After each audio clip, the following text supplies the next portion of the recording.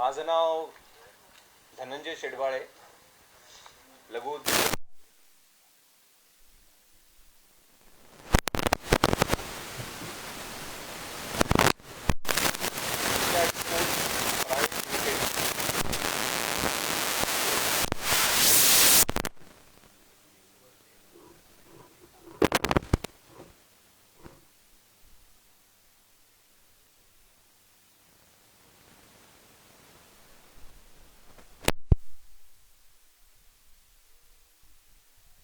चे मनपूर्वक आभार मानतो, धन्यवाद देतो सर्व संघटनांच्या वतीने की तुम्ही लोकांनी आम्हाला दिलेल्या आधारामुळे आम्ही चाकणमधल्या ज्या काही समस्या आहेत, एकूणच समस्या, तर त्यांना कुठेतरी आम्ही आवाज देऊ शकलो.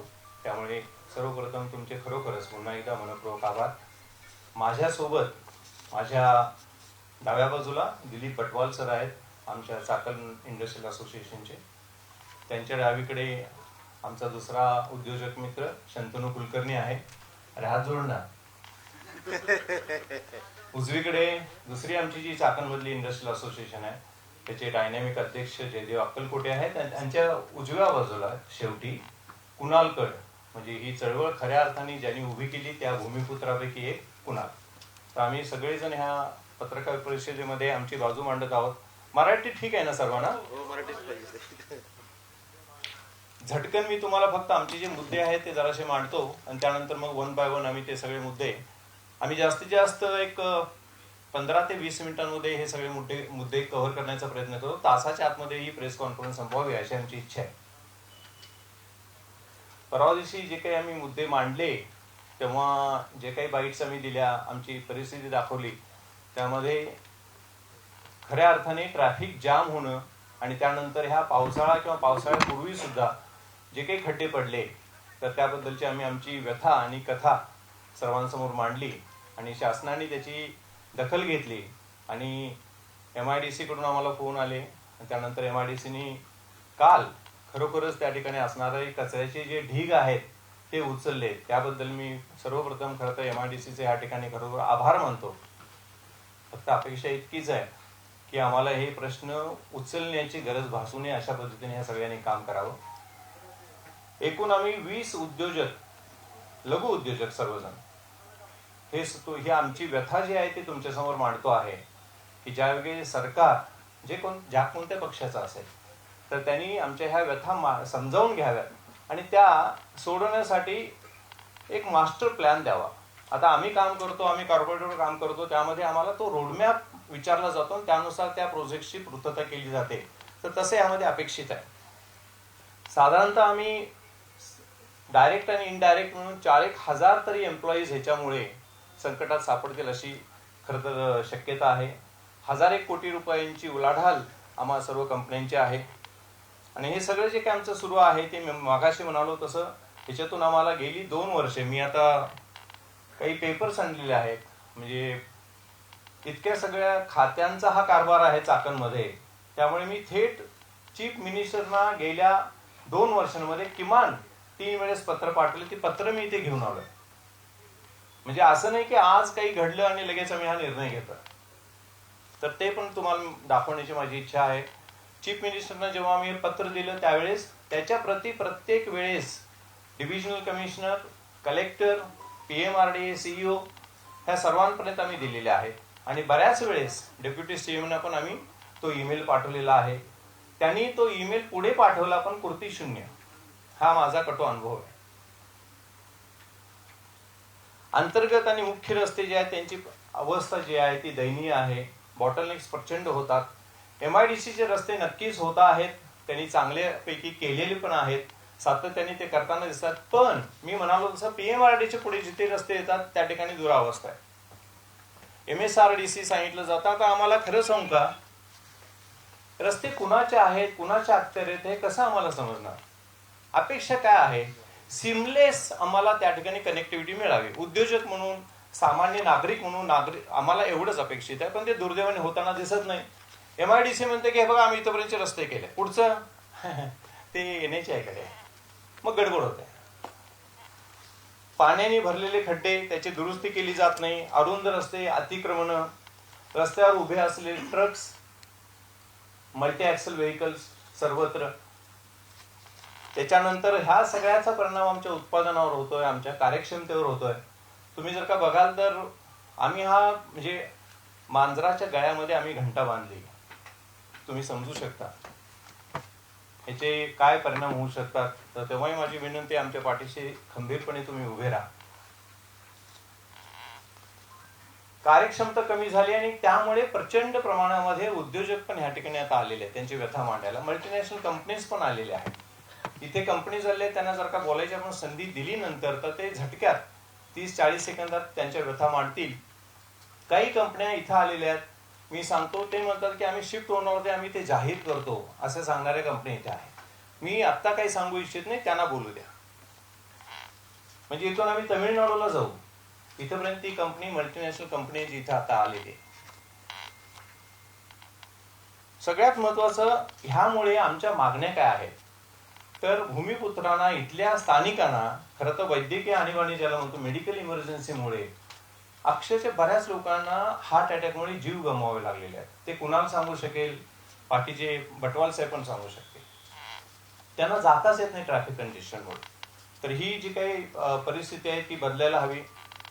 शाळा महाविद्यालयामध्ये जाणारी मुलं, त्यातली काही मुलं पण कदाचित ह्या ठिकाणी आता आली असतील, तर त्या मुलांना 2-2, 3-3 तास अडकून पडायला लागतं, अशी परिस्थिती आहे. तर ती जी काय आहे त्यांची परिस्थिती ती बदलायला हवी. नंतर 15 ते 30 दिवसांमध्ये जी काही कामं आहेत खड्ड्यांची, खास करून बॉटलनेक जे काय आहेत, जे काही शोल्डर्स आहेत रस्त्यांच्याकडेचे, तर ते सगळे व्यवस्थित व्हावेत ही आमची अपेक्षा आहे. सगळ्यात महत्वाचं म्हणजे नेहमीची येतो पावसाळा, आपल्याला माहिती आहे तो जूनलाच येतो. त्यामुळे त्याच्या अगोदर त्याचा एक आराखडा बनवावा की रस्त्यांचं काम कशा पद्धतीने आपण करणार आहोत, नाला आणि ह्या सगळ्या गोष्टी ते कसं करणार आहोत, आणि तो आमच्याशी कृपा करून नागरी समितीला पण त्यांनी द्यावा अशी आमची विनंती आहे. कोंडी होणाऱ्या ठिकाणी मी मगाशी म्हणालो तसं अतिक्रमण हटवायला पाहिजेत. सगळ्यात महत्वाच्या 3 गोष्टी आहेत ज्या मी ह्या ठिकाणी सांगू इच्छितो. त्यातली एक महत्वाची गोष्ट म्हणजे ट्रक टर्मिनल. ट्रक टर्मिनल हा खरं तर आपल्याकडे MIDCच्या प्लॅनमध्ये नक्की असणार आहे.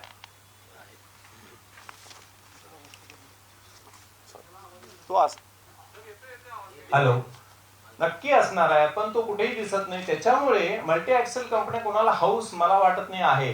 ट्रक टर्मिनल त्यांना जर का दिला, जसं PCMC मध्ये आपल्याकडे वाहतूक नगरी आहे निगडीला, तर मला खात्री आहे, तर माझी विनंती आहे खरं तर पत्रकारांना की हे ट्रक टर्मिनल्स आहेत कुठे, प्लॅन मध्ये आहेत का, हे त्यांनी बघावं. आणि त्याचाही त्यांनी खरं तर हा प्रश्न तसाच लावावा.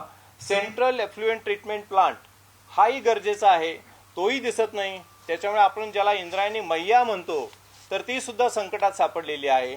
तर त्या सेंट्रल ETPचं काय आहे, त्याच्यानंतर हरित पट्टे असतात, ग्रीन स्पेसेस असतात ना, त्या कुठे आहेत, कॉमन ॲम्युनिटीज कुठे आहेत, ह्या सगळ्या गोष्टी म्हणजे MIDCनी करणं अपेक्षित आहे असं मी समजतो, ज्या आपण PCMCनी बाहेर बाकीच्या ठिकाणी पाहतो. तर मला असं म्हणायचं की त्या गोष्टी सुद्धा आपल्याला गरजेच्या त्याही कराव्यात. आणि त्याच्यानंतर स्ट्रीट लाईट्स असतील, CCTV असतील, ज्या ज्या ठिकाणी आपल्याला माहिती आहे अनुचित प्रकार घडतात, तर त्या गोष्टी सुद्धा कराव्यात. त्या गोष्टीकडे सुद्धा लक्ष द्यावं. आणि सगळ्यात महत्त्वाचा, वीज आणि पाणी पुरवठा तो आम्हाला अनइंटरप्टेड मिळायला हवा. कालची गोष्ट मी तुम्हाला सांगतो, काल सुद्धा आमच्याकडे पाणी आलं नाही, आम्हाला बाहेरून काल पाणी मागवावं लागलं टँकरने. पावसाळा सुरू आहे, त्यामध्ये ही परिस्थिती आहे. हे मी तुम्हाला, माझ्याकडे रोज रिपोर्टिंग होतं, त्यानंतर मी तुम्हाला हे सांगतोय. अगदी काय म्हणू आपण जबाबदारपणे मी हे विधान करतो आहे.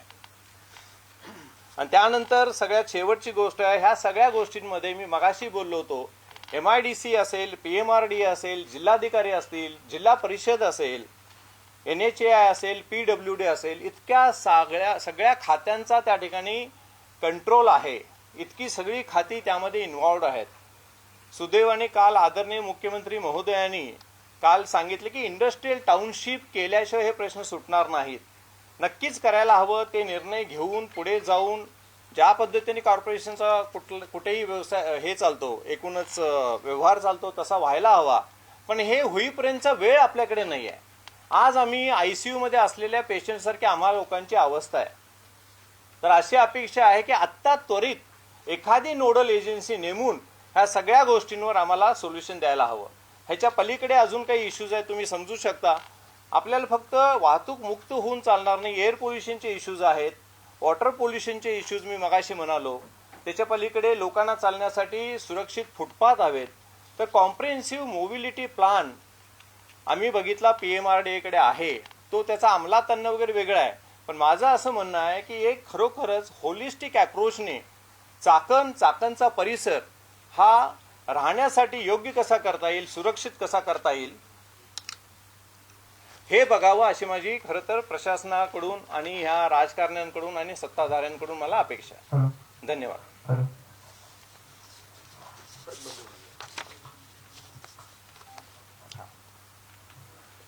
That's all. हे सगळे मुद्दे मी आता जे काही हे केले ते मांडलेत, ते तुमच्याकडे जी प्रेस नोट आलेली आहे त्यामध्ये आहे. आणि सगळ्यात शेवटी मी म्हणालो तसं 3 वेळेस चीफ मिनिस्टर सरांना आणि बाकीच्या सगळ्याच लोकांना ईमेल्स पाठवून त्याची काहीच पूर्ती झाली नाही. त्यामुळे आम्हाला सगळ्यांना, कारण आम्हाला कोणी वाली नाही असं वाटलं आणि त्याच्यामुळे आम्ही इथून उठून दुसरीकडे जायचा निर्णय घेतला. गुजरातमध्ये सुद्धा आम्ही जागा पाहिल्या आणि त्यानंतर शेवटी आम्ही ह्या सगळ्या गोष्टीतून आपल्याच इथे खंडाळा MIDC सातारा ह्या ठिकाणी जायचा आम्ही निर्णय घेतला.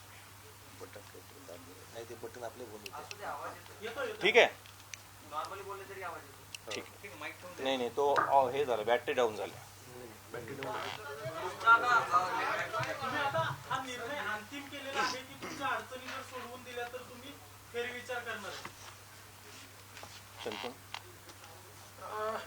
जर का तुम्ही बघाल तर कुठेही उठून जाणं एवढं सहजासहजी शक्य नसतं.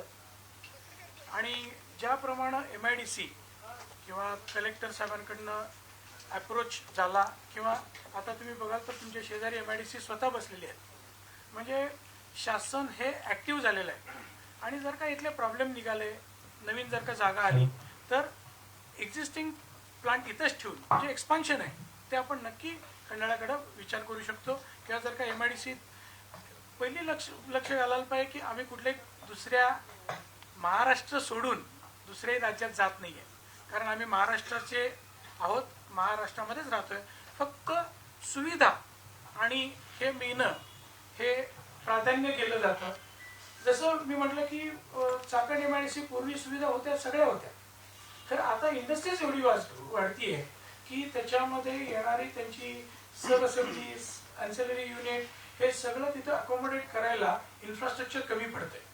आता याच्यामध्ये PMRDA असू दे, MIDC असू दे किंवा दुसरं कुठली लोकल एजन्सी असू दे, या सगळ्यांनी जर का संगनमतानं काम केलं आणि सगळ्यांनी जर का एकत्र येऊन काम केलं तर नक्कीच याच्यामध्ये आपण बदल घडवू शकतो. आणि मला जर का विचाराल तर ॲज अ इंडस्ट्री, इथं भरपूर इंडस्ट्रीज बसलेले आहेत, माझ्यापेक्षा मोठे मोठे आहेत, त्यांना विचारलं तर काम भरपूर आहे, कामाची कमी सुयोगानं योगायोगानं आपल्याकडे नाही आहे. आपण सगळीजण एकच, आपण भारतीय आहोत आणि भारतीयांचं काम आहे की आपल्याकडं जे काही आहे त्याला प्रॉपर सपोर्ट करणं. जे काही टार्गेट घेऊन भारत चालतो, कारण मी कायम जसं मला इंडस्ट्रीमध्ये विचाराल तर आम्ही 4M म्हणतो, काय तर मॅन, मशीन, मटेरियल आणि मेथड. कुठल्याही प्रॉब्लेम सोल्युशनला हे आम्ही वापरतो.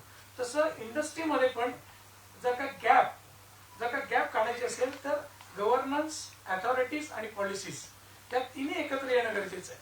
या तिन्ही जर का आल्या तर आमच्यासारख्या छोट्या स्मॉल स्केल इंडस्ट्रीवाल्याला जे काही फॅसिलिटी मिळत असेल तर त्या कुठेही मिळालं तर तो तिकडे पळणारच आहे. त्यामुळे माझी सगळ्यांना रिक्वेस्ट आहे की जरूर वाढणार असू इकडे. जर का आता शासन एवढं ऍक्टिव्ह झालंय, ज्याप्रमाणे पत्रकार लोकांनी किंवा मीडियानी ज्याप्रमाणे तो विषय हाताळला, त्यामुळं काल मुख्यमंत्र्यांची अनाउन्समेंट झाली, उद्योग मंत्री स्वतः ऍक्टिव्ह झालेले आहेत. त्यांनी काल सांगितलं की उद्योजकांना बोलून त्यांचे प्रश्न रिसॉल्व्ह करतो. हे जे काही पॉझिटिव्ह होते ह्याच्यामध्ये आम्ही नकारात्मकता घेऊन जाणं चुकीचं आहे. शासन जर का आपल्याला सपोर्ट करते तर शासनाबरोबर खडं उभा राहणं हे पण आमच्या उद्योजकांचं काम आहे. त्यामुळं असं न समजता नक्की हा भाग डेव्हलप आहे, त्याच्यामध्ये राहून परत खंडाळा आपलाच दुसरा भाग आहे, हे काही वेगळं नाही आहे. आपण महाराष्ट्र सोडून कुठेही जात नाही. तिथं फॅसिलिटी असेल तिथेही एक्सपान्शनच्या दृष्टीनं प्लॅन करूया. एक नक्की आहे, आम्ही आमच्या उद्योजकांची 20 जणांची एक सोसायटी फॉर्म केलेली आहे आणि ते आमचं प्रपोजल आता आम्ही परवा दिवशी खरं तर म्हणजे सोमवारी सगळ्या सह्या आमच्या झालेल्या आहेत, हे मात्र नक्की आहे. त्यामुळे आमची मानसिकता मात्र शिफ्ट होण्याची आहे. त्यामुळे आता जसं शंतनूने सांगितलं, इथले युनिट चालू ठेवून काही लोक तिकडे जातील किंवा कदाचित शिफ्ट करतील. हे इट ऑल डिपेंड्स की कशा पद्धतीने सपोर्ट मिळतो आणि बाकी हे सगळे प्रश्न जे आहेत ते कसे सुटतात.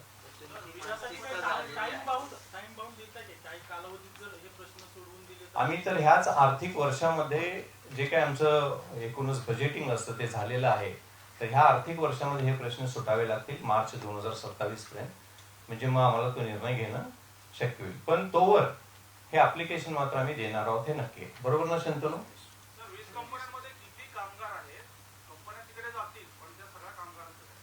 आता आम्ही आमच्या लोकांशी बोलणार आहोत. आता परवा दिवशी जेव्हा हा विषय झाला त्यानंतर आम्ही आमच्या लोकांशी पण हा संवाद आम्ही सुरू केलेला आहे. कारण आतापर्यंत कसं होतं, ते सोसायटी फॉर्मेशन ह्या लेवलला होतं. आता मात्र आम्ही आमच्या लोकांशी बोलणार आहोत आणि आमच्याकडे जे लोक आहेत ते भूमिपुत्र पण आहेत, काही आपल्याच महाराष्ट्राचे वेगवेगळ्या भागातून आलेले आहेत. त्या सगळ्यांशी बोलून त्या सगळ्यांना योग्य रीतीने कसं त्यांच्या रोजीरोटीवर काहीही होणार नाही अशा पद्धतीने आमचा प्रयत्न नक्कीच राहील. ते 2-1 हजार लोक आमच्याकडे ह्या सगळ्या युनिट्समध्ये काम करतात.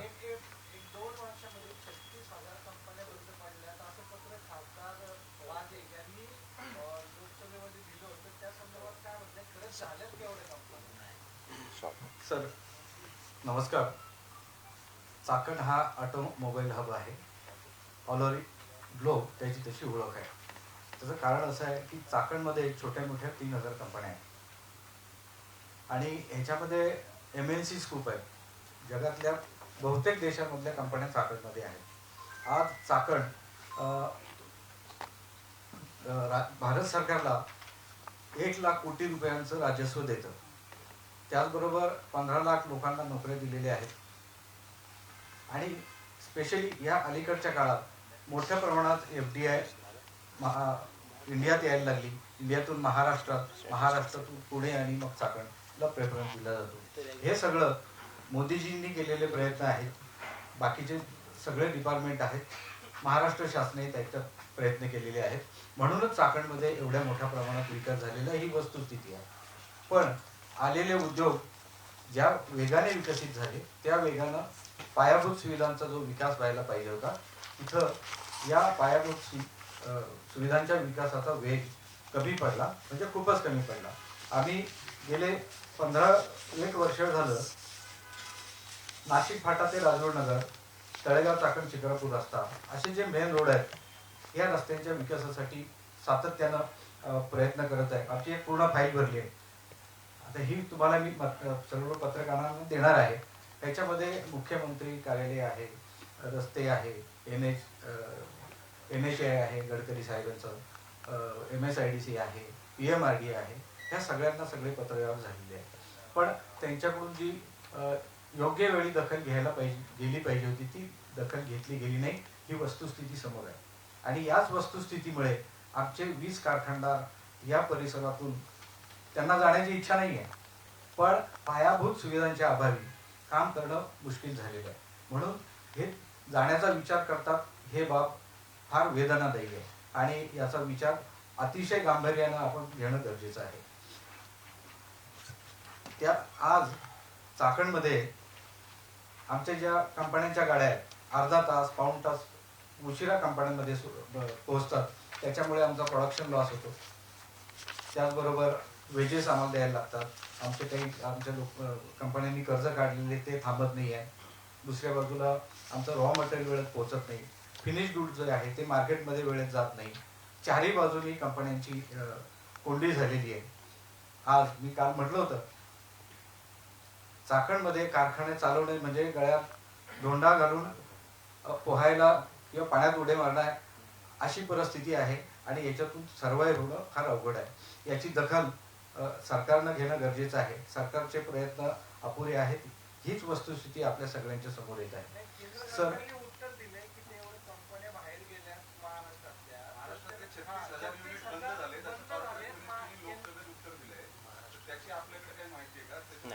सर आम्ही फक्त चाकण पुरत आधी बोलणार आहोत आणि ते त्यांना विचारलेलं योग्य राहील.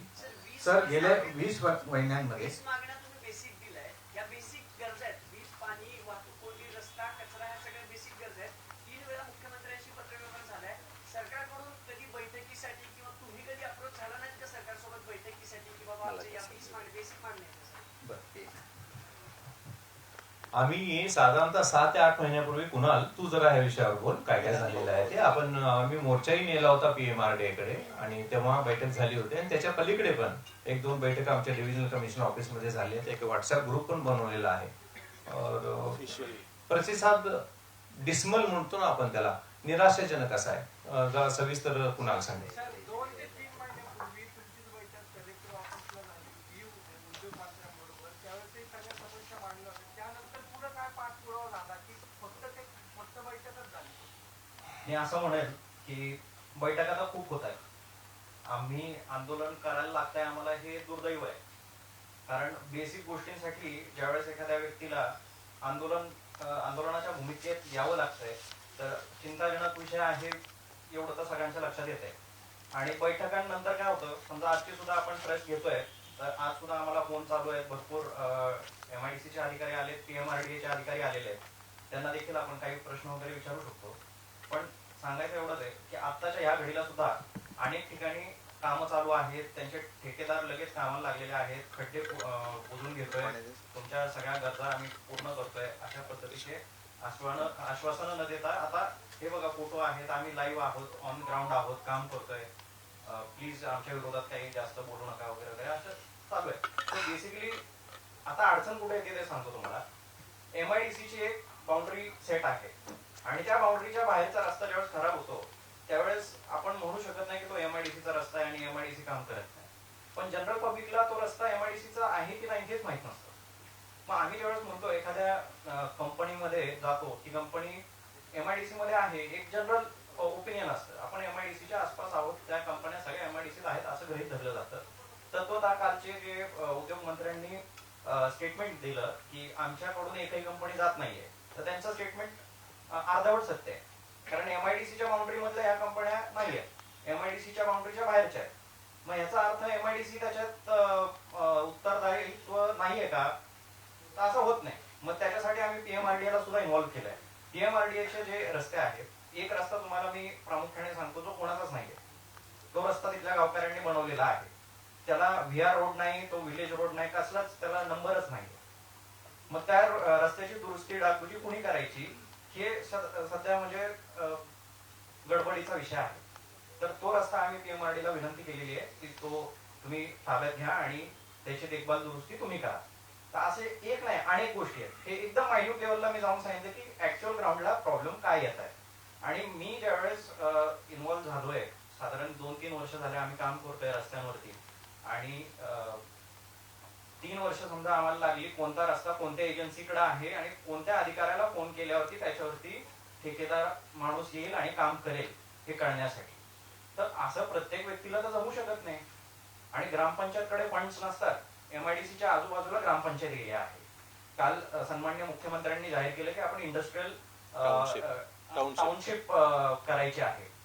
मग आम्ही सन्माननीय उपमुख्यमंत्री अजितदादांना त्या काळात जे आले होते पहाटे, त्यांना फिरून दाखवले, सगळे रस्ते दाखवले, चौक दाखवले, जंक्शन डेव्हलपमेंटचं स्पेशल पॅकेज आलं, तर डेव्हलपही झाले. पुणे नाशिक हायवे हा आता बऱ्यापैकी ट्रॅफिक मुक्त झाला. पण इंटरनल रोड्स चोकटाप आहेत. ते काय आहेत तर MIDCचे सगळ्या रोड्सवरती आज डेव्हलपमेंटची कामं चालू आहेत.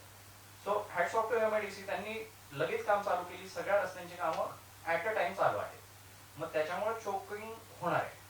आणि आता काल जे अजून एक स्टेटमेंट उद्योगमंत्र्यांनी केले की 1 वर्षामध्ये चाकण पूर्ण ट्रॅफिक फ्री होईल.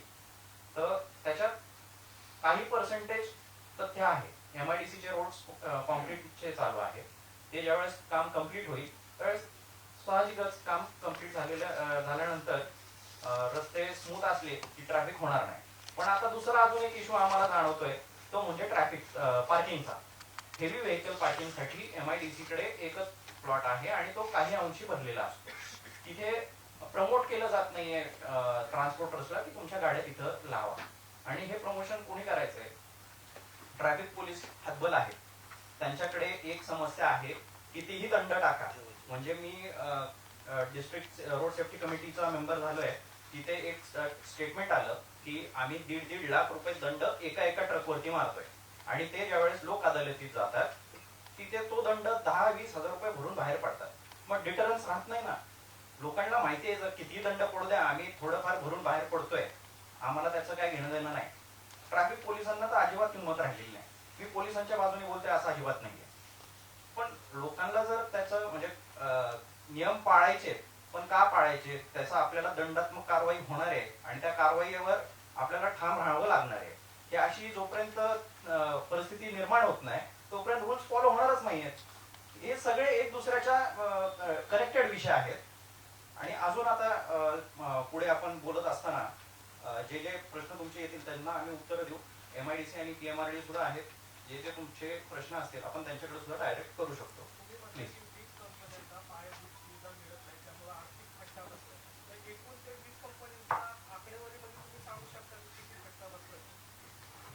साधारणतः मी तुम्हाला टक्केवारीमध्ये सांगू शकतो. आमची कार्यक्षमता काही जणांची 10% वगैरे कमी झाली आहे, काहींची 20 ते 25% कमी झालेली आहे. त्याच्यावरून तुम्ही आता ह्याच्यामध्ये जर का म्हणाल तुम्ही फायनान्शियल याच्यामध्ये तर काही स्टॅटिस्टिक्स आम्ही घेऊन आलेलो आहे, पण ते जनरल स्टॅटिस्टिक्स आहे की चाकणमध्ये ह्या सगळ्या गोष्टींमुळे जो काही फटका बसतो आहे तो किती आहे. आणि तो सांगायचा तर आम्ही कालच काढला होता. तर तो महेश किती होता आपण काल काढलेला आकडा? 178 कोटी.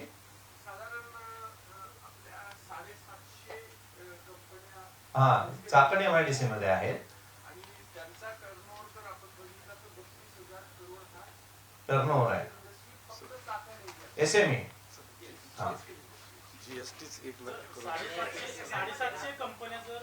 म्हणजे थोडक्यात काय आता फायनान्शियल याच्यामध्ये जर का बोलायचं झालं तर ते आता आम्ही असं थोडं वेग देणं बरोबर नाहीये, कारण ते पुन्हा आणखीन वरपर्यंत जाईल वगैरे. त्यामुळे कृपा करून ह्या गोष्टी खोलात जाऊन बघावं लागेल. तुम्ही सांगितलं पाहिजे ना जेवढा फटका बसतो तेवढा. तुम्ही असं ऑलरेडी आता म्हणताय सरकार करत नाही काही गोष्टी. फायनान्शियल पार्ट आहेत ना त्या सगळ्यांचा मिळून तो सरकारला उद्योग मंत्रालयाला थोडासा डेटा घ्यावा लागेल. त्यांच्याकडे सगळ्या उद्योगांची नोंदणी असते, त्यातून द्यावं लागेल. मी तुम्हाला साधारणतः एक युनिटची एफिशियन्सी किती कमी होते आणि किती त्याचा टर्नओव्हर आहे तो आता बटवाल साहेब पण त्यांनी सांगितलं तुम्हाला, तर ते तुम्हाला सांगू शकतील योग्य रीतीने.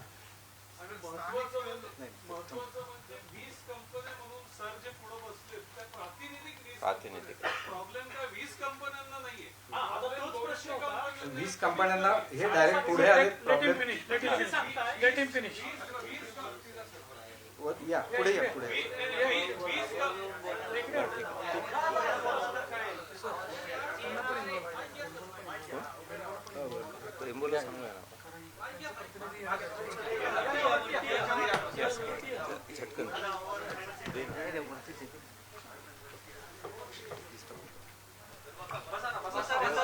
मी पण स्वतः एक उद्योजक आहे.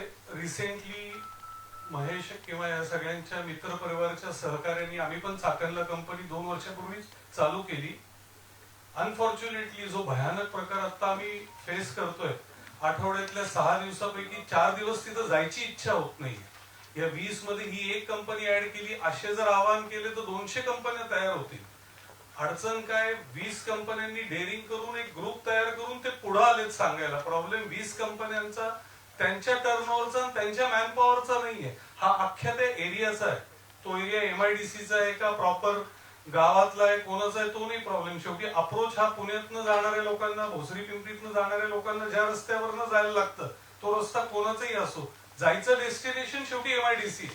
त्यामुळे अडचण जी 1000 कोटीची आहे का 4000 वर्करची आहे हा विषय नाहीये. कॅल्क्युलेट करायला गेलं तर तो 32,000 कोटी लोकांचाही प्रॉब्लेम असू शकतो.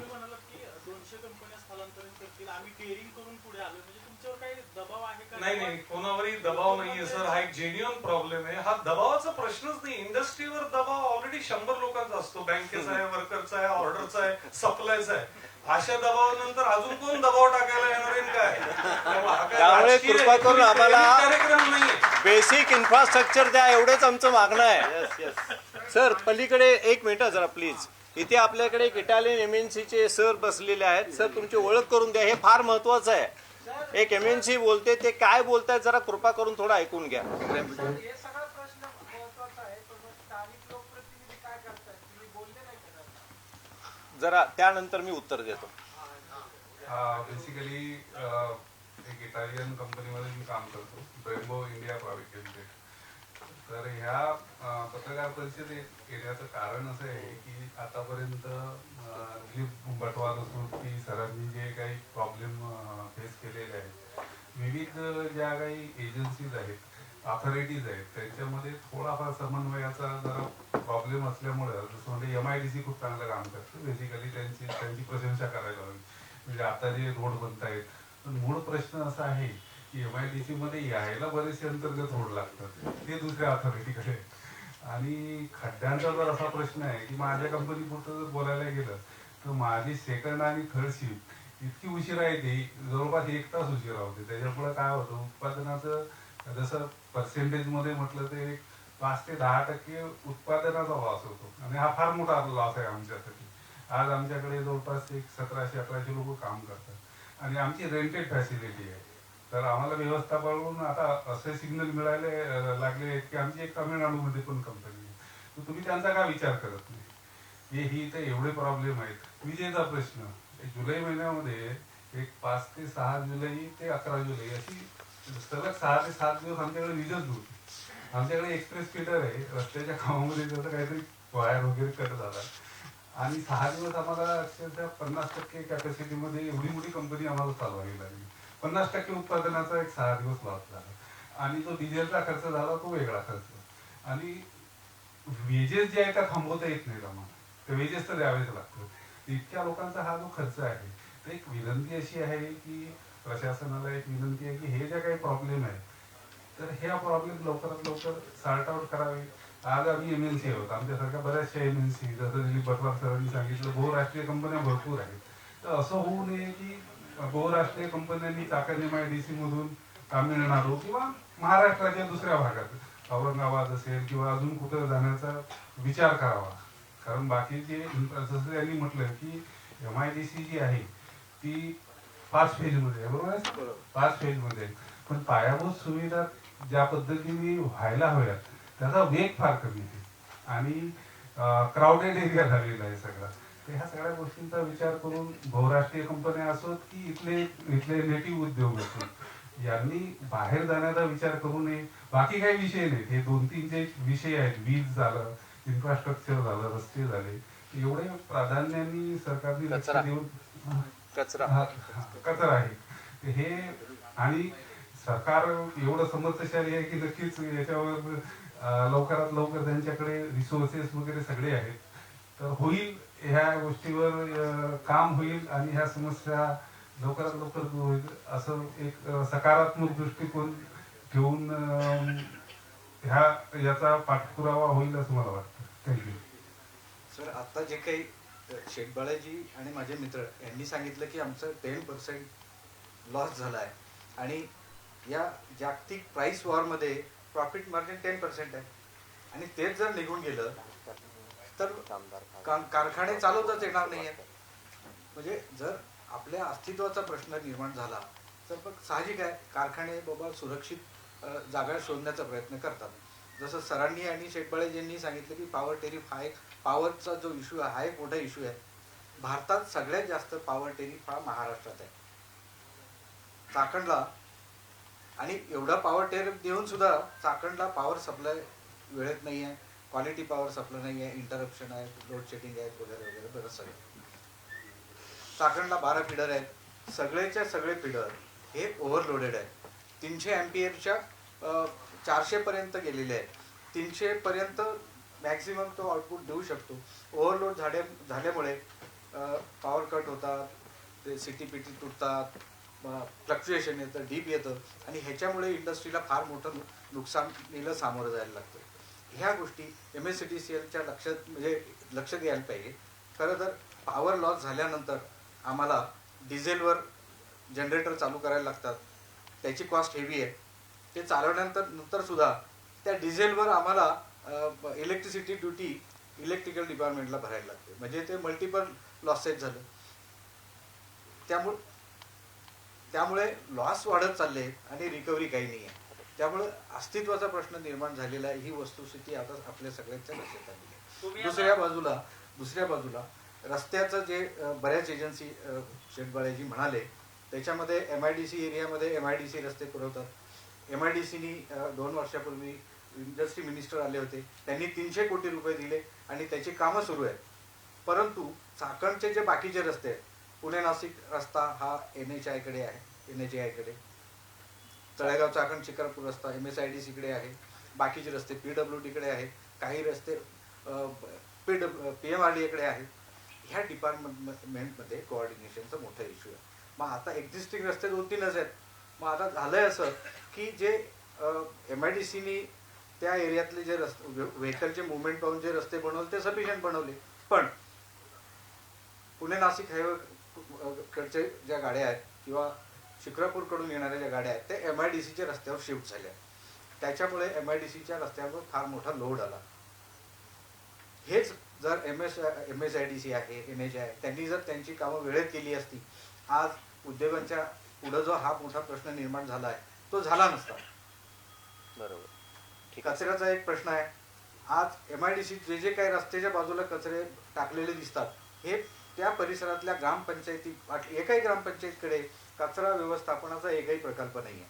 त्यामुळे तो कचरा रस्त्यावर फेकून दिला जातो आणि आपल्या त्या चाकणमध्ये अतिशय ओघळ चित्र निर्माण झाले. सरकारचं एक काम आहे, जसं शेटबाळेजी म्हणाले की कचरा व्यवस्थापन प्रकल्प आहे, वॉटर ट्रीटमेंटचे प्रोजेक्ट्स आहेत, हे CATP आहे, हे करणं फार गरजेचं आहे आणि ते अगोदरच व्हायला होते पण अजून झालेले नाही आहेत. आता तरी लवकर व्हावे. MIDC एरियात आम्ही MIDCकडून 7 एकर जागा घेतली आणि तिथे जो ऑर्गॅनिक वेस्ट आहे, नॉन हजार्डस जो वेस्ट आहे तो कलेक्ट करून तो प्रोजेक्ट आम्ही 10-15 दिवसात कार्यान्वित करणार आहोत. MIDCतल्या कचऱ्याचं आणि ब्युटिफिकेशन होणार, पण ग्रामपंचायत एरियाचा जो आहे तिथे अजूनही एकही कचरा व्यवस्थापन प्रकल्प झालेला नाही आहे आणि हा मोठा प्रश्न आरोग्याचा आणि प्रदूषणाचा निर्माण झालेला आहे. मगाचा जो प्रश्न राहिला तेवढं क्विकली आमचे जयदेव अक्कलकोटे सर सांगते, राजकारणी त्यांचा मिळणारा सपोर्ट, त्यांची भूमिका. नमस्कार. गेली अनेक वर्ष सगळे जे इथले उद्योजक म्हणा, त्यानंतर सगळे इथले राजकारणी असतील, हे सगळे त्यांच्या दृष्टीने प्रयत्न करतात. पण इथे लोकल बॉडी एवढ्या जास्त आहे की नक्की कुणी काम करायचं. आम्ही मागच्या ऑक्टोबरमध्ये, मला वाटतं राज्यामधली ही पहिली घटना असेल, तुम्ही ही नमूद करायला पाहिजे, की उद्योजक हा रस्त्यावर आला होता. आमच्या उद्योजक संघटनेमध्ये 250-300 उद्योजक ही चाकणपूर्ती समिती आहे, त्यांच्या अंडर 250-300 उद्योजक रस्त्यावरती उतरून निगडी ते PMRD हा पायी मोर्चा काढला होता. मग त्याच्यामध्ये अनेक, मग नंतर खासदार आले, आमदार आले, सगळे आले त्यामध्ये, आणि मग तिथं मागणी केली. आणि त्यावेळेला आमची मुख्य मागणी अशी होती की तुम्ही एखादा असा अधिकारी निवडावा की जो या सगळ्या 6-7 बॉडीवरती वर राहील आणि काम करेल. तर ते सगळे ग्रुप पण निघाला, तो ऑफिशियल ग्रुप निघाला, पण त्यावरती कोणीही रिस्पॉन्स देत नाही, काही देत नाही. आणि आता मला समजू इथं आणखीन एक गोष्ट सांगायला वाटते की आता आम्ही 5-6 दिवसापूर्वी MSCBचे जे आता सगळे वाढते प्रश्न आहेत त्याकरता एक मोठी मीटिंग लावली होती आमच्या एक कंपनीमध्ये. तर त्या ठिकाणी SE आलते त्या ठिकाणी आणि सगळी खालची टीम आलती, 20-25 जण आलते MSCBची. तर त्यांनी आम्हाला हे कारण दिलं की 8% ग्रोथ ही त्यांना होती अपेक्षित गेल्या 3-4 वर्षामध्ये चाकण MIDC व परिसरामध्ये, पण ती 28-30% ग्रोथ चालली आणि इन्फ्रास्ट्रक्चर ते आता या मितीला खरंच देऊ शकत नाही. ते देखील हातबल आहे. म्हणजे तुम्ही हे देखील नमूद करा की सरकार देखील आता हातबल आहे की डायरेक्टली 30% इन्फ्रा जो 8-9% ह्यांची यंत्रणा आहे तीच कुचकामी आहे. ज्या वेळेला 25-30% विकास होईल तर ते सगळे पोल, ह्या सगळ्या लाईनी, हे नवीन फिडर हे देऊ शकत नाही आणि त्याकरता वॉर फुटिंग वरती काम करायला पाहिजे. आणि चाकण MIDC व परिसर जेवढ्या कंपन्या चाकण MIDC मध्ये नाहीत त्याहून जास्त कंपन्या चाकण MIDCच्या बाहेर आहेत. 750 कंपन्या आता कोणती आकडा सांगितला, फक्त फेज 3 मध्ये आमच्या उद्योजक संघटनेमध्ये 480 पेक्षा जास्त उद्योजक आहेत आणि अशा फेज 5 आहेत. आणि जर तुम्ही बाहेरच्या कंपन्या काढल्या तर माझ्या मते 7-8 हजार कंपन्या असतील पूर्ण चाकण MIDC व परिसरामध्ये. तर याकरता एक असा सक्षम अधिकारी पाहिजे, IS ऑफिसर पाहिजे की ज्यांनी ही सगळी धुरा सांभाळायला पाहिजे. आणि ठीक आहे, रोज महिन्यामध्ये 2%, 3%, 4% ही काहीतरी प्रगती व्हायला पाहिजे, त्याशिवाय होणार नाही. आता आम्ही गाडीमध्ये बसलो असताना आम्ही आता बोललो की महाराष्ट्रामध्ये 1000 पेक्षा जास्त असतील असे IS अधिकारी पण आता सगळ्यांना तुकाराम मुंडे साहेब का आवडतात ते, म्हणजे ते फक्त एकटे काम करतात ते का? तर सांगायचं तात्पर्य हे की जोपर्यंत तुमची मानसिकता अधिकाऱ्यांची बदलत नाही की मला इथं विकास करायचा आहे, तोपर्यंत विकास होणार नाही असं मला वाटतं. एक मिनिट. ऐका ना, एक प्रश्न आहे. आम्ही साताऱ्याचा पर्याय दिलेला आहे, मात्र सातारा वर्षामध्ये आलते आमच्या कुठले पर्याय तुमच्याकडे उपलब्ध आहेत? एक मिनिट, स्थानिक लोकप्रतिनिधीच्या तुम्ही का जास्त पाठपुरावा करत नाही? कारण त्यांची यंत्रणा ही आम्हाला सांगण्यापेक्षा जास्त महत्वाची आहे. ते कनेक्टेड असतात. त्यांनी केलं सगळं ना सर. त्यांनी काय केलं, त्यांनी वरती मीटिंग लावली सगळे आपले. ते जे सगळे मंत्री होते, उद्योग मंत्री असतील, त्यानंतर रस्त्याचे मंत्री असतील, त्यांनी त्या ठिकाणी मीटिंग लावल्या ना, सगळं ते प्लॅनिंग केलं कसं काम होणार काय होणार, पण ऍक्च्युअल होत नाही काम ना. केलं आहे मी त्यांच्याकडे फॉलो घेतो. ते सत्तेत नाही हा एक मोठा अडचण आहे, बाकी काय. आमचे स्थानिक आमदार आणि खासदार हे काय म्हणू आपण विरोधी पक्षातले असल्यामुळे ते होत नाही असं एक म्हणणं आहे. पण असं नसायला पाहिजे शासनाने. असा दुजाभाव करताना हे तुम्ही असा दुजाभाव व्हायला नको असं एक म्हणणं आहे की आम्ही मी काय आता त्याबद्दल आम्ही बोलणं योग्य नाही. पण एक नक्की की जेव्हा केव्हा आम्ही मोर्चे काढले तेव्हा तिथले स्थानिक आमदार खासदार त्यामध्ये सामील झाले. त्यानंतर आता जे बाबाजी काळे सर जे आहे ते जेव्हा मंत्रालयामध्ये मिटिंग लावली गेली तेव्हा त्या मिटिंग मध्ये त्यांनीच ती मिटिंग घडवून आणली. बरोबर आहे, बरोबर. तर ह्या गोष्टी त्यांनी केलेल्या आहेत. पण परत मी म्हणतो की success has many fathers, failure is orphan जे आपण म्हणतो ना, तशी परिस्थिती कोणीशी जबाबदारी घेत नाही. एक मिनिट, एक सरांना एक तुम्ही जे म्हणालात ना खंडाळा MIDCचा, आम्ही 4-5 पर्याय बघितले होते. त्याच्यातून शेवटी ह्या सगळ्या गोष्टी आमचं नेटवर्क आमची इकोसिस्टम ह्या सगळ्याचा विचार करून आम्ही खंडाळा MIDCनी काय म्हणू आपण सकारात्मक प्रतिसाद दिल्यामुळे आम्ही तिकडे जायचा निर्णय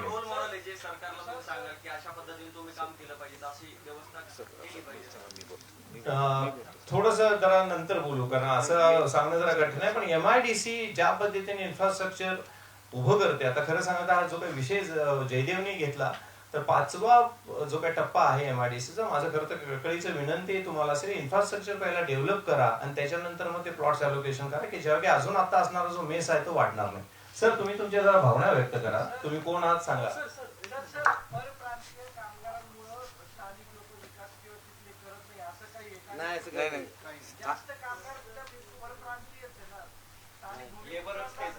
नाही, मराठवाड्यातले प्रचंड प्रमाणात आणि आपले स्थानिक लोक सुद्धा म्हणजे आमच्या युनिटमध्ये किंवा आमच्या बाकीच्या युनिट्समध्ये पण आहेत. असं काही मला अजिबात काम मिळत नाही अशी वस्तुस्थिती नाही.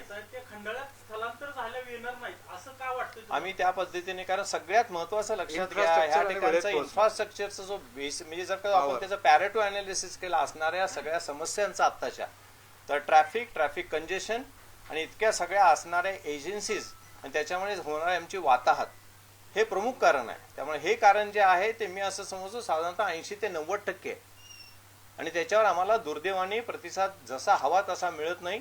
आपली ग्रोथ जी आहे ती लिनियर आहे, त्या मानाने इन्फ्रास्ट्रक्चर जे काही डेव्हलप होतं ते कॅचअप होत नाही. त्यामधला जो गॅप आहे त्याच्यामुळे आम्हाला निर्णय घ्यावा लागतो. सर तुम्ही बोला. सर बोला. सर बोला, हे चालूच राहणार. तुम्ही बोला. सर नाही जरा ते त्यासाठीच बसले. ते ग्रोथ करायची असेल तर त्यांना वेळ द्यावा लागेल ना सरकारी यंत्रणेला. तुम्ही आता म्हणता आम्ही स्थलांतर होतो, 3 यंत्रणा एकत्र करायला त्यांच्यासोबत तुम्ही बैठक घेतली पाहिजे, तुमचे प्रश्न त्यांना समोर मांडले पाहिजे. तुम्ही जर नमस्कार, मी पण तो मुद्दा घेतो. मी स्वप्नील मोगरेकर एका इटालियन कंपनीचा CEO आहे. सगळ्यात महत्वाची गोष्ट ही आहे की ही मीटिंग राजकीय नाही. आज आम्ही आमची फॅक्टरी सोडून इथे येऊन बसतोय ह्याचा अर्थाचा प्रॉब्लेम डोक्याच्या वरती गेलेला आहे, पाणी डोक्यावरून गेलेलं आहे आणि सरकारचा पाठपुरवठा घेणे त्यांना सोल्युशन देणे हे आमचं काम नाही. इंडस्ट्रीचं काम आहे त्यांची इंडस्ट्री रन करणे आणि GDP ला हातभार लावणे. आज असे इंडस्ट्रीचे ग्राउंडचे प्रॉब्लेम्स आहेत की कामगार रोज 2-3 तास ट्रॅव्हल करून कंपनी त्याला तयार नाही.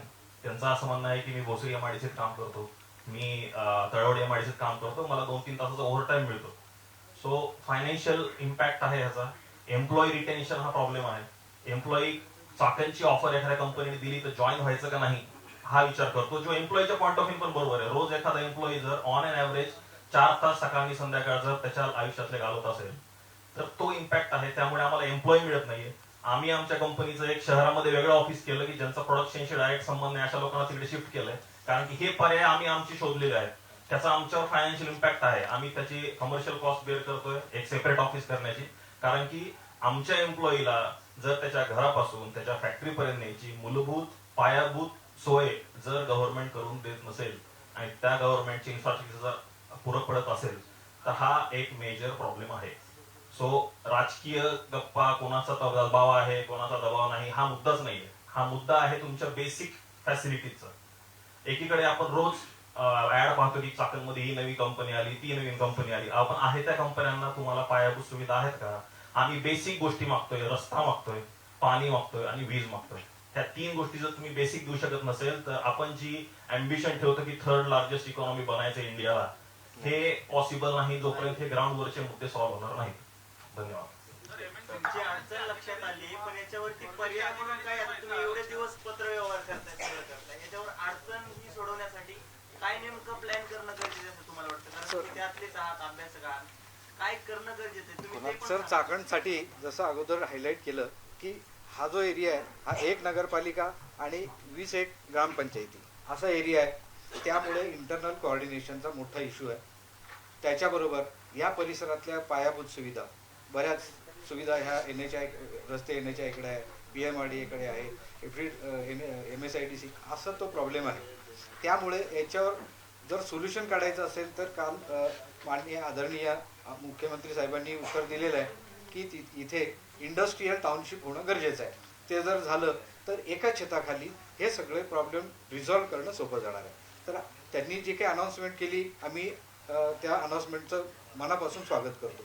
त्यांनी लवकरात लवकर हे इंडस्ट्रीयल टाउनशिप निर्माण करावी या परिसरामध्ये आणि सगळे स्टेक होल्डर्स व इंडस्ट्रीचे काही प्रतिनिधी त्याच्यामध्ये असावेत अशी आमची आग्रहाची मागणी आहे. माझं एक सांगणं आहे खरं तर, आणि ते फिजिबल आहे, तुम्ही समजू शकता.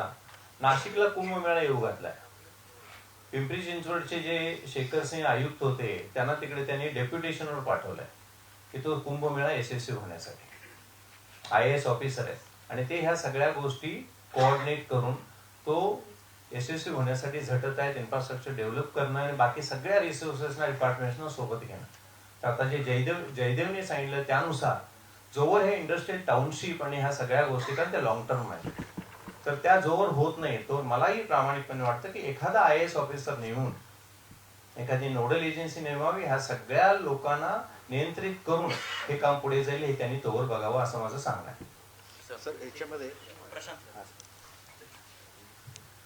या ठिकाणी एक भूमिपुत्र म्हणून माझी व्यथा मांडतोय आणि एक छोटा उद्योग सुद्धा आहे, उद्योगधंदा आहे आमचा. माझं नाव प्रशांत टोपे आहे. खरं तर सर्वात ज्यांना पुण्याचं पालकत्व दिलंय ती जी PMRD संस्था आहे, सगळ्यात भंगार काम आजकाल त्यांचं चालू आहे. गेले 4 वर्षापासून आम्ही भांडतोय, आंदोलन केले, मोर्चा केले, फक्त गाजर दाखवतात चाकणकरांना. आणि ही एक PMRD संस्था आहे ज्यांनी चाकणकरांच्या आया बहिणींचं कुंकू पुसण्याचं काम केलं असं म्हणायला वावडं ठरणार नाही. कारण एवढे ऍक्सिडेंट होतात आहेत, एवढे लोकांचे बळी जातात आहेत, दररोज कारखान्यावरती लोकांना यायला उशीर होतोय, महिलांना घरी जायला उशीर होतोय. हे 4 वर्ष झाले फक्त जाहिराती काढतात, पोस्टर दाखवतात की 100 कोटी दिले, 200 कोटी दिले. अहो, रोड कधी होणार आहे? आता मगाशी आमच्या सहकार्याने सांगितलं की अमुक तमुक टेंडर सुद्धा चालू आहेत, कामं चालू आहेत. ही टेंडर 50-50 कोटी रुपये देतात, 3 महिन्यात लगेच 1000 खड्डे पडलेत रोडला. ह्याच्यात भ्रष्टाचार किती करणार आहे तुम्ही?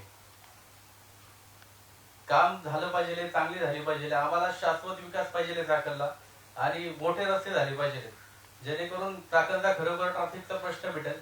फक्त गाजर दाखवून उपयोग नाहीये चाकणकरांना. अनेक दिवसापासून फक्त आता मुख्यमंत्र्यांनी सुद्धा काल ज्याला सांगितलं, उद्योग मंत्र्यांनी सांगितले की कंपन्या बाहेर जात नाहीयेत, हे होत नाही ते होत नाही, हे सगळं खोटे. ग्राउंड लेवलला पत्रकारांनी येऊन पाहू किती खड्डे पडले. परवा दिवशी आता काही दिवसापूर्वी तुम्ही रिपोर्टिंग केले, स्वतः दाखवले किती खड्डे पडले चाकण MIDC मध्ये. याच्यामध्ये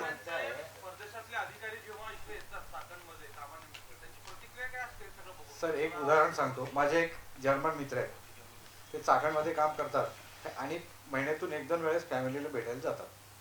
तर त्यांना इथून पुणे एअरपोर्ट, पुण्याहून दिल्ली, दिल्लीहून मग जर्मनी, आणि ते म्हणतात मी दिल्लीहून पुण्याला 1.5-2 तासात पोहोचतो, पण तिथून घरी जायला मला 2.5 ते 3 तास लागतात. त्यामुळे ह्या त्यांच्या व्यथा आहे, ही वस्तुस्थिती आहे. अजून एक मुद्दा आपल्या सगळ्यांच्या लक्षात मी आणून देऊ इच्छितो. हा जो चाकण परिसर आहे ह्याच्यासाठी खर्च किती लागणार आहे? आता गव्हर्नमेंटच्या बजेटनुसार नाशिक फाटा ते राजगुरुनगर ह्या एलिव्हेटेड रोडला 7,990 कोटी फायनान्स डिपार्टमेंट आदरणीय निर्मलाजी सीतारामन यांनी ऑगस्ट 2024ला दिलेले आहे. रोड सँक्शन आहे सगळे, पण त्या रस्त्याचं अजून काम सुरू झालेलं नाही. मग 2 वर्ष सुरू झालं नाही म्हणजे हा एक मोठा प्रॉब्लेम आहे. आणि तळेगाव चाकण शिक्रापूर रस्ता याला साधारणपणे 7,000 कोटी रुपये लागणार आहेत. बरं, ह्या परिसरातून रेव्हेन्यू किती जातो? जवळजवळ 1 लाख कोटी रुपये.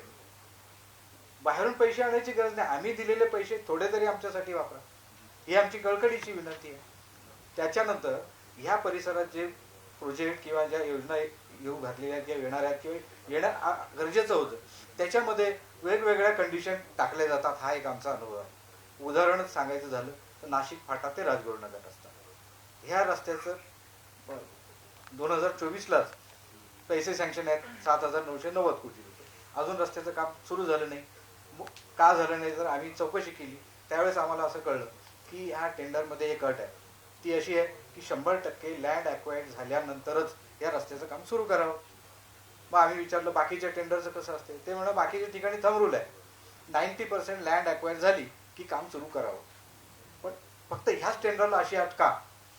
ह्याच्या मग ह्या विकासाच्या आड येणारे झारीतील शुक्राचार्य कोण आहेत याची शहानिशा आदरणीय मुख्यमंत्री साहेबांनी करावी आणि लवकरात लवकर आता तरी वेळेत ही कामं पूर्ण करावीत अशी आमची त्यांना कळकळीची नम्र विनंती आहे. स्थानिक लोकप्रतिनिधी जे आहेत आमदार आहेत, आपल्याकडे 2 मिनिटं आहेत बरं का. 11 ते 12 हॉल बुक आहे, कृपा करून त्याची नोंद घ्या. जे स्थानिक लोकप्रतिनिधी आहेत त्यांच्याकडे तुम्ही हा विषय घेतलाय का किंवा मतदार म्हणून ते तुमच्याकडे कसं पाहतात ते ऍक्टिव्ह आहेत? घेतलंय, मगाशी हा विषय झाला, त्यांनी घेतलेला आहे आणि ते करतात. एक मी फक्त सांगू इच्छितो की ही अशीच परिस्थिती खरं तर हिंजवडी भागात पण आहे. त्यामुळे आपल्याकडे इथे हिंजवडी इंडस्ट्रियल असोसिएशनचे पदाधिकारी सुद्धा ह्या पत्रकार परिषदेत आले, कारण त्यांनाही असं वाटतं की आपण पण व्यक्त व्हावं. करतो मी फक्त सांगू इच्छितो, आता वेळ घेत नाही, तर ते लोक माझ्या उजव्या बाजूला इकडे बसलेले आहेत. पुढे बोलून द्या.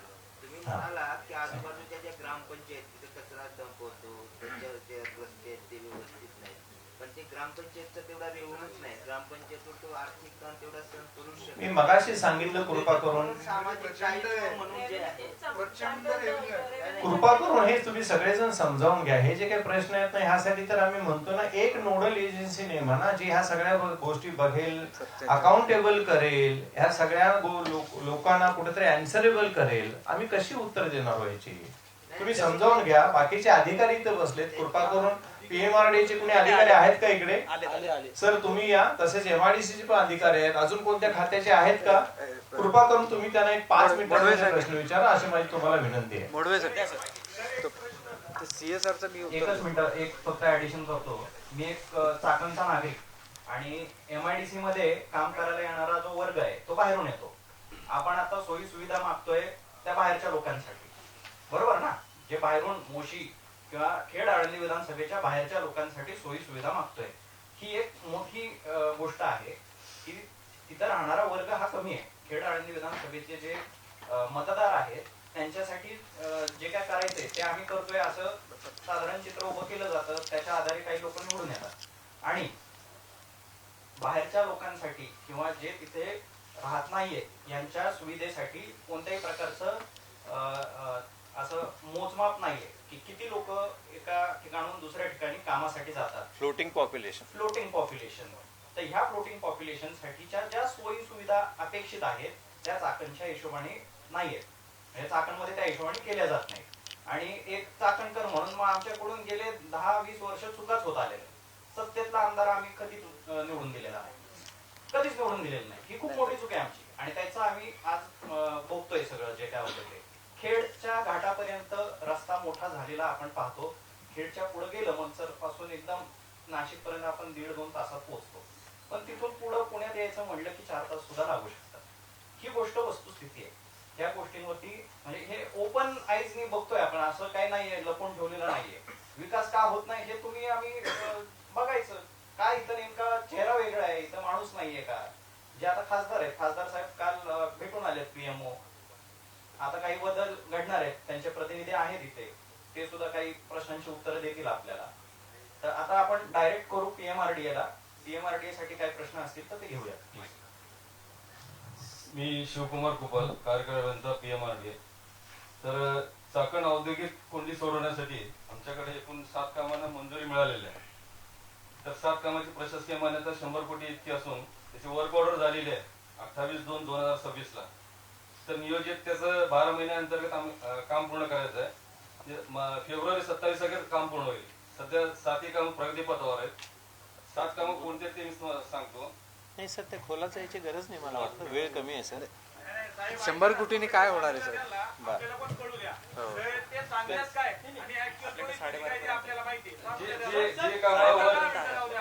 जे कामं वर्क इन प्रोग्रेस आहेत, तर चिखली ते मोही, कुरळी फाटा ते निगोजे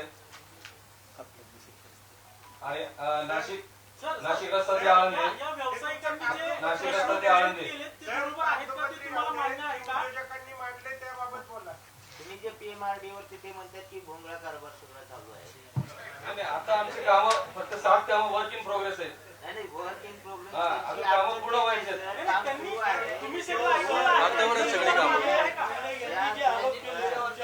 त्या 2 नोडल एजन्सी आहेत, तुमच्या ज्या 3 एजन्सी आहेत त्याच्यात समन्वय नाही आणि त्याच्यामुळे त्यांना ते फेस करावं लागतंय.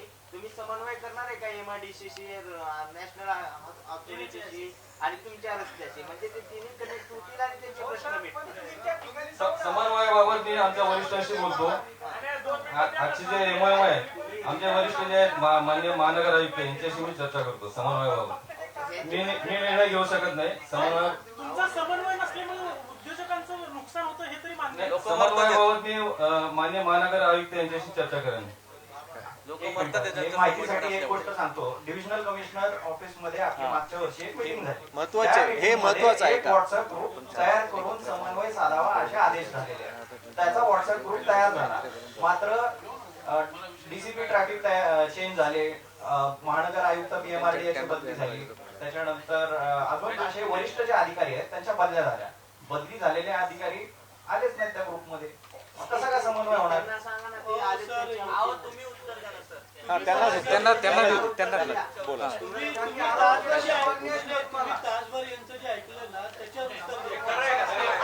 PMRDA जे आरोप केलेले आहेत ते खोटे आहेत. आमची कामं अजून वर्क इन प्रोग्रेस आहेत. 7 कामांची वर्क इन प्रोग्रेस आहेत.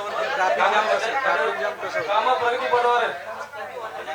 6 वर्ष आधी मंजूर झालेले रोड एक पण द्यायचा आहे.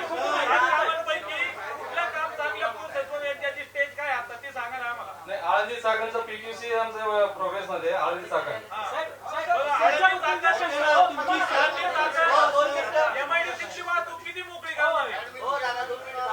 साथी कामं पूर्ण झालं. आर्थिक कोंडी थोड्या प्रमाणात सॉल्व्ह होईल.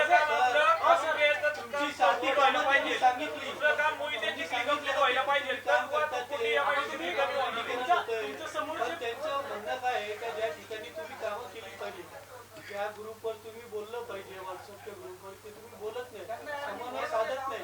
त्याच्यावर बोला. मुळात चाकणचा रिंग रोड आहे तो काम करत नाही.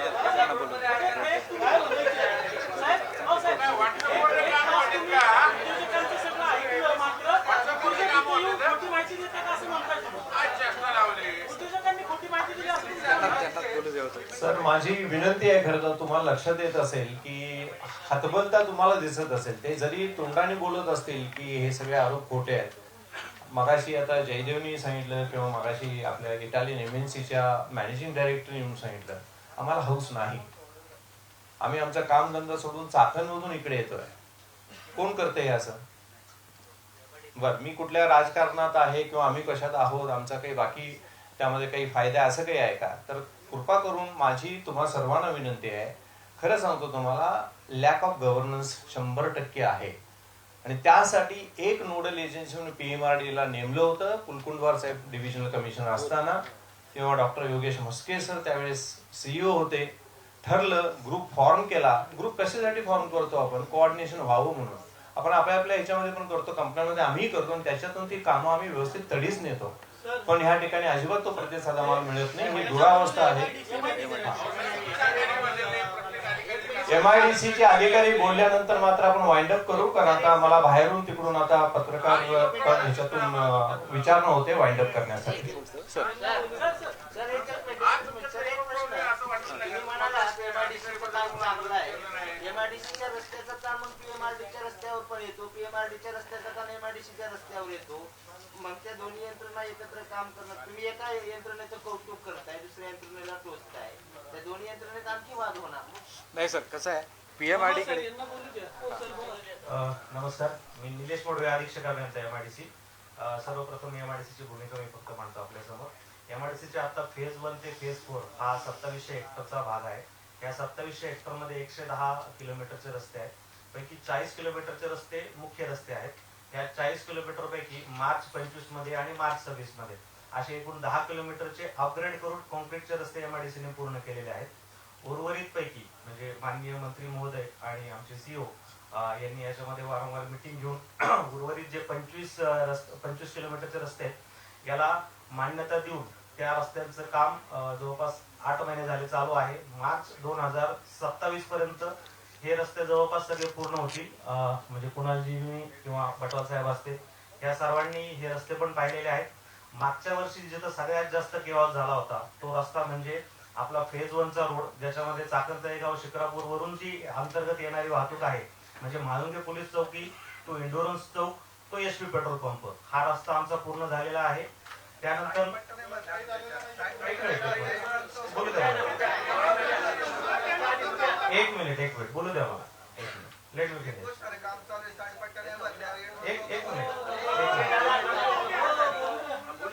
त्यानंतर आपला जो हा रस्ता म्हणजे सेपरेट नाहीये, हा जो 25 किलोमीटरचे रस्ते जे चालू रस्ते आहेत याचाच पार्ट आहे तो. त्यानंतर SP पेट्रोल पंपापासून तर चाकणमध्ये अंतर्गत जाणारा रस्ता आहे, त्याचा आम्ही आता 1 महिन्यापूर्वी ह्याच टेंडरच्या अंतर्गत काम चालू केलेलं आहे. हे महिंद्रा सर्कल पासून जो झेड रोड जातो आपला व्हॉक्सवॅगन कंपनीकडे त्या रस्त्याचं कॉन्क्रिटीकरणाचं काम चालू आहे.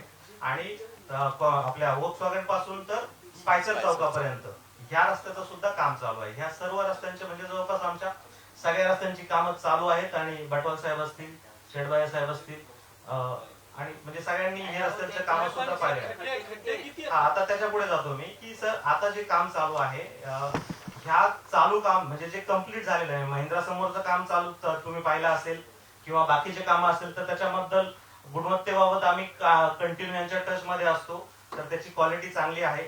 याच्यामध्ये खड्डे कॉन्क्रीटचे रोड एकदा झाल्यानंतर तिथे खड्ड्याचा प्रश्न नाही. जे झालेले आमचे रोड आहेत त्याच्यावरती खड्डे नाहीयेत. जे आता चालू कामं आहेत या चालू कामामध्ये यस त्याच्यामध्ये अडचणी आहेत, मी मान्य करतो. अडचणी कशा आहेत ते पण सांगतो सर. आम्ही हे रोड अपग्रेड करतोय. हे अपग्रेड करताना आम्ही आसफाल्ट जर केला असता तर एका दिवसात आम्ही तो रोड साधारणतः ओपन करतो ट्रॅफिकसाठी.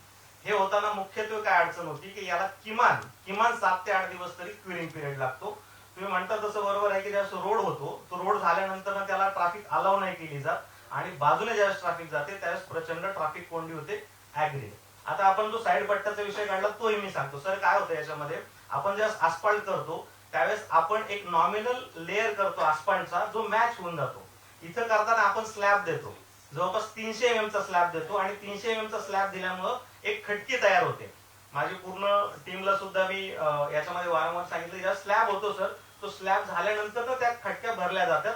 अवश्य काही ठिकाणी खटक्या असतील हे आजही मला मान्य आहे, पण ते भरण्याचं काम सर चालू आहे.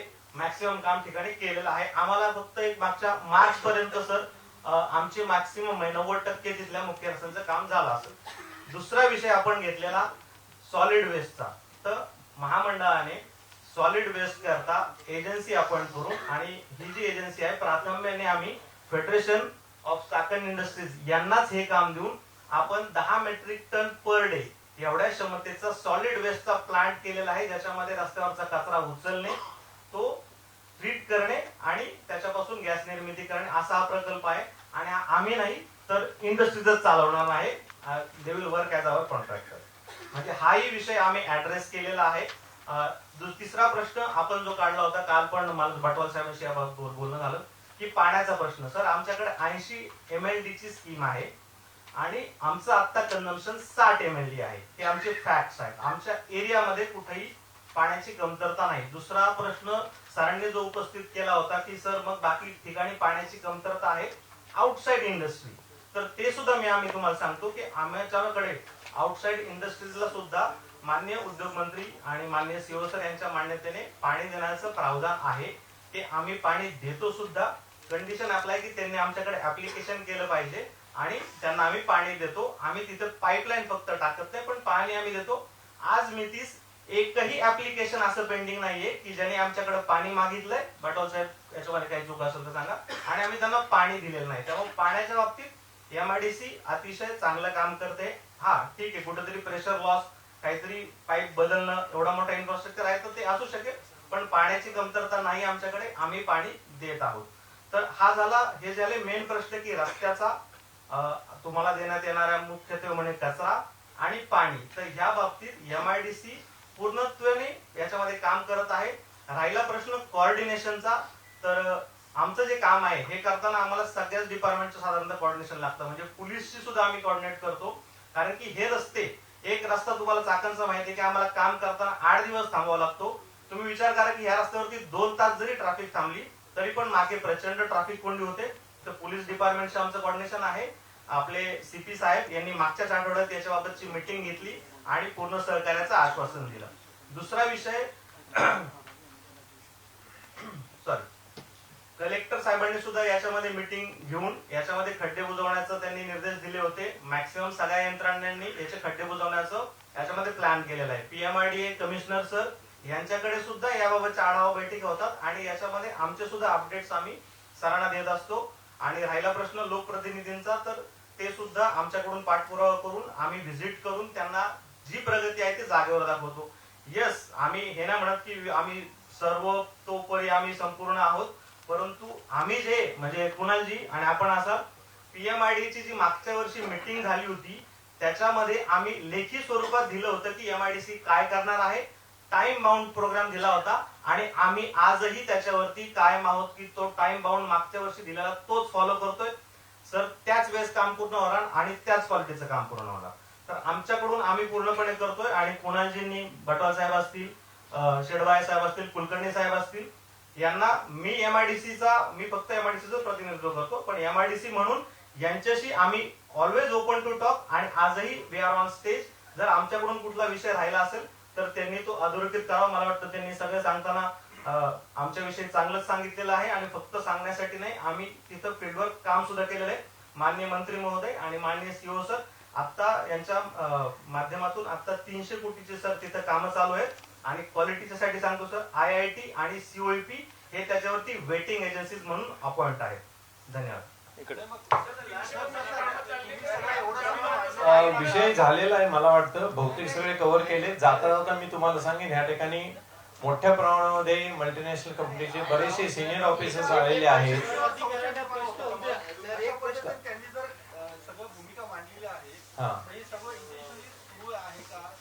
सर, एमआयडीसी ही 7,000 एकरवर लोकेटेड आहे आणि एमआयडीसीच्या बाहेर जवळजवळ 10,000 एकर जमिनीवर सगळ्यात बऱ्याच कंपन्या आहेत.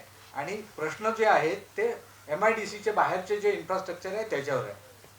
एमआयडीसी मध्ये 0 डिस्चार्ज पॉलिसी आहे, त्यामुळे तिथे CATPचा प्रश्न येत नाही. बाहेर CATP असणं गरजेचं आहे. आम्ही आता मागतो सर त्यांच्याकडे. मला असं वाटतं की त्यांनी जसं मगाशी सांगितलं, मीटिंग नंतर ते जेव्हा केव्हा आम्ही प्रश्न उचलतो त्यावेळेस त्यांचे आम्हाला फोन येतात आणि ते इश्यूज ते ऍड्रेस करत असा आमचा अनुभव आहे. त्यामुळे एकाला गुणगान करायचं, एखाद्याला क्रिटिसाइज करायचा हा प्रश्न येतच नाही. ज्या गोष्टी चांगल्या आहेत त्याही आपल्याला सांगाव्या लागतील. पण एक नक्की आहे की पुढे 5व्या फेजमध्ये जे काही काम होतं आहे त्यामध्ये मात्र माझी परत कळकळीची विनंती असेल, तुम्ही तुमच्यापुरते एमआयडीसीने विचार न करता तुमच्यापर्यंत येणारे रस्ते, बाकीच्या सगळ्या गोष्टी खरोखर त्या ठिकाणी निर्माण होऊ शकणार आहेत का ह्यासाठी परत ते कोऑर्डिनेशन करणं हे गरजेचं आहे. नाहीतर तुम्ही त्या ठिकाणी कराल आणि परत आमच्या उद्योजकांची परत अडचण होईल, नागरिकांची अडचण होईल, कामगारांची अडचण होईल. जाता जाता एक गोष्ट मी म्हणालो तसं, हिताची एस्टेमो FI त्याचे HR हेड आपल्याकडे आलेले आहेत. ब्रेम्बोचं आपण बघितलं, परत सिमन्स मार्शलचे खरं तर मॅनेजिंग डायरेक्टर या ठिकाणी आलेत. मला हे तुम्हाला मुद्दाम सांगायचं की त्यांना आपण वेळेअभावी या ठिकाणी बोलवू शकत नाही, पण त्या सगळ्यांचे आभार. पण हे एवढ्यासाठी आलेत की ह्या सगळ्या समस्या आहेत. त्यामुळे एक आपण समजावून घेऊया की समस्या आहेत, कोऑर्डिनेशनची कमी आहे. त्यामुळे आपण किती जरी म्हणालो एक डिपार्टमेंटने चांगलं काम करून चालणार नाही, माझं फक्त फोकस चालतं बा, बाकीचं मला माहिती नाही म्हणून चालणार नाही ना. शेवटी राज्य सरकार म्हणून त्या राज्य सरकारला ही जबाबदारी घ्यावी लागेल. आणि मग त्यानंतरच आपण आपलं शरीर जसं ठीक राहील तसं ह्या चाकण आणि चाकण परिसर इथल्या सगळे उद्योगधंदे तिथले नागरिक ह्या सगळ्यांना रिलीफ मिळेल. जाता जाता फक्त मी तुम्हा सगळ्यांचे पुन्हा एकदा मनपूर्वक आभार मानतो, आलेल्या सगळ्या कंपन्यांचे आभार मानतो. जाताना फक्त आम्ही एक पर्यावरणासाठी म्हणून सगळ्यांना आम्ही कापडी बॅग देतोय अशी अपेक्षा आहे. मी उद्योजक आहे, व्यवसाय करतो हे असेल तरी पर्यावरणाप्रती वसुंधरेच्या प्रति माझी काही जबाबदारी म्हणून मी कायम माझ्या खिशात घेऊन फिरतो ही पिशवी. आता हा विषय ते मुद्दाम एवढ्यासाठी सांगतो की हे जरा सगळीकडे लोन पसरावं आणि प्लास्टिकचा जो उच्छाद आपण मांडलाय, यूज अँड थ्रू प्लास्टिक आपण जे वापरतो ते थांबवावं ह्यासाठी आम्ही तुम्हाला देतो. ह्याच्यासोबत आपल्या स्थानिक आयुर्वेदिक आम्ही प्लांट्स ठेवलेले आहेत सगळ्या पत्रकारांना देण्यासाठी. ह्यामध्ये एक वॉटर एरेटर आहे आणि त्याच्या पलीकडे जाऊन पाण्याची समस्या प्रदूषणामुळे जी उद्भवलेली आहे त्यासाठी एक छोटे असे सॅम्पल आहे जे पाणी हवा ह्यांचं प्रदूषण करत आणि आपलं शरीर चांगलं ठेवतात. तर हे सगळं वापरावं आणि याच्यावर नंबर पण दिला ते पुढेही वापरत राहावं अशी विनंती आहे. धन्यवाद. जो काही पत्रव्यवहार आम्ही मिनिस्ट्रीवर केलेला आहे ती फाईल मी एक पत्रकार कोऑर्डिनेटर असतील त्यांच्याकडे. ठीक आहे, तुमचा नंबर द्या.